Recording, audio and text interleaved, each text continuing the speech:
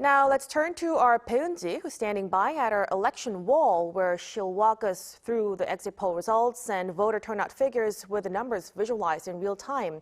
Eun-ji, what can you tell us? So, Mok-yeon, this year's election recorded a very high voter turnout, with many people heading to the polling stations, especially after the country went through 6 months of turmoil sparked by a failed martial law attempt, then followed by the impeachment of the president. The ballots are now being counted. While we wait for the final results, let's take a look at the exit polls first.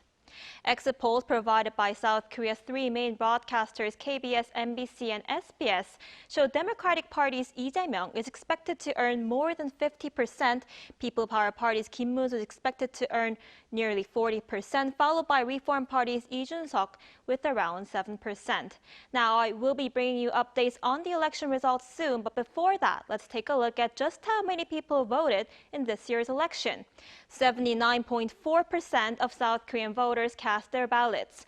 That's nearly 8 in 10 of all eligible voters. Out of a total of around 45 million voters, over 35 million people have headed to the polling stations this year. Now, if we compare this to past presidential elections, the country has continued to see voter turnout of more than 70% since 2012. And this year's voter turnout is actually even higher than the previous election in 2022, when the figure was around 77%. Now, this year's high voter turnout was largely driven by early voting, which took place for 2 days last week. Early voting turnout recorded 34.7%, and this marks the second highest turnout for early voting in a nationwide election since the system was first introduced in 2014. And moving on to overseas voter turnout, it recorded an all-time high this year. 79.5% of South Korean nationals living or staying abroad headed to the polls. This is a lot higher than the overseas voter turnout in the previous election in 2022, when it recorded a little more than 70%. Now, I want to take a look at the numbers by region.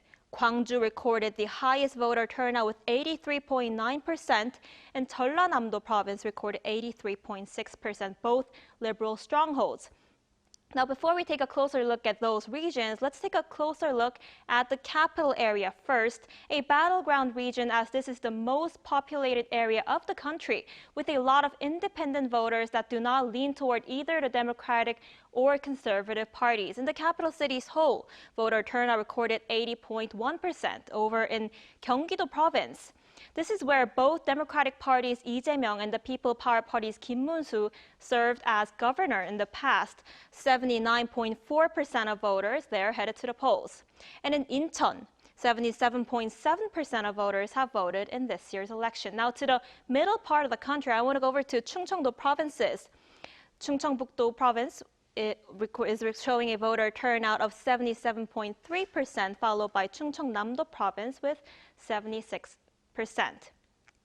And these regions are very important to look at, as candidates who gain more votes in these Chungcheong-do provinces were not always but often elected as the president of South Korea, so we'll have to keep a close eye on those regions. Also in Sejong City, 83.1% of the voters have headed to the polls this year.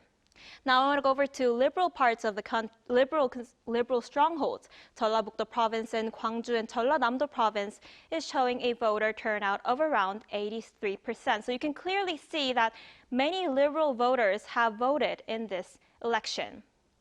Now to the conservative strongholds. Gyeongsangbuk-do province and Gyeongsangnam-do provinces saw voter turnout of around 78%. In nearby conservative stronghold cities, Daegu and Ulsan recorded around 80% and Busan around 78%. Last but not least, Jeju recorded the lowest voter turnout of 74.6%. Now, we are likely to learn who the projected winner is at around midnight, so I will bring you more updates on that later on. Mok-yeon?